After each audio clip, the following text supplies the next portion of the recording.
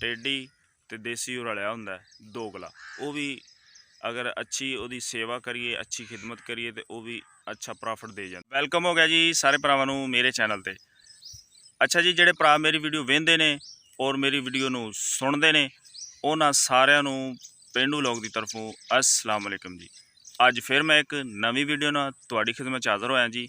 मेरे एक बहुत ही प्यारे भाई का कमेंट आया, उन्हें ये पूछा है कि आ जिहड़े छोटे जानवरों का कारोबार है, इहदे विच छोटे जानवर असी किहड़ी नस्ल दे लैने आ और किन्नी कीमत दे होण, किन्ना अरसा असी संभालीए ते उन्हां दा रेट की होना चाहिए। ठीक है जी, इस बारे इंशाअल्लाह तुहानूं मैं अज सारी गलबात दसांगा।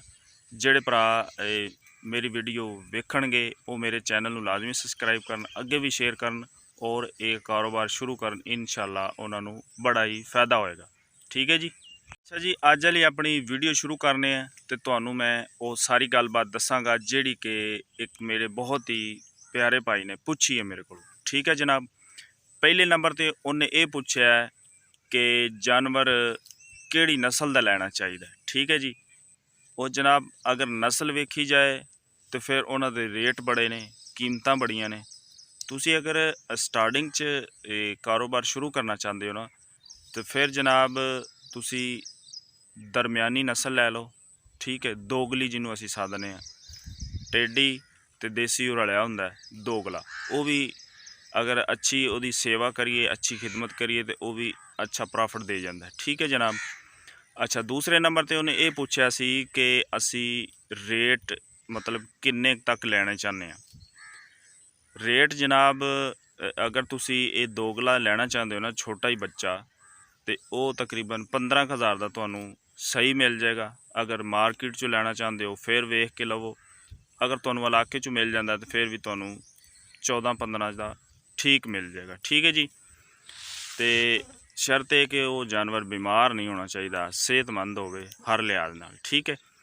अच्छा, फिर दूजे नंबर पर यह गल आ गई कि असी मतलब कि किन्नी कीमत दे लैने चाहते, ये गल हो गई। उस तो बाद भी उन्होंने असी किन्ना अरसा संभाल सकने। ठीक है, अरसा जनाब तुसी ज़्यादा तो ज़्यादा भी जड़ा ना 3 महीने लाजमी संभाल लेने, क्योंकि उस तो पहला जड़ा ना 1 महीने दे विच मसां जानवर अपना सीधा पद्धरा ही हुंदा है। 2 महीने अगर उन्होंने असी उहदी अच्छी सेवा कर दईए तो वह सानू अच्छा प्रॉफिट दे सकता है। ठीक है जी। अच्छा, फिर उस तो बाद ये पूछा गया है कि जनाब वो उम्र किन्नी दा जानवर होना चाहिए। ठीक है, वो कमेंट मैं नाल मैंशन करांगा, इंशाअल्लाह तुसी नाल वेख भी लिया जे तो किन्नी क उम्र दा जानवर होना चाहिए।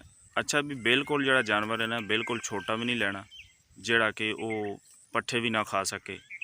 कम से कम जानवर की जिहड़ी उम्र है ना वो 3 महीनों का होना चाहिए, 3, 3.5, 4 महीनों तक। ठीक है, वो ये है कि वो पट्ठे शट्ठे भी खाएगा, तुसी कोई वंडा खुराक उन्होंने पाना चाहते हो तो वह भी वो खाएगा। ठीक है जी। तो यह जी अज वाली मेरी वीडियो इत्थे तक ही है सी, जिहड़ी कि तुहानूं मैं शेयर कर दी है। इंशाअल्लाह फिर एक अच्छी वीडियो नाल तुहाडी खिदमत च हाज़र होवांगा जी। अल्लाह हाफिज़।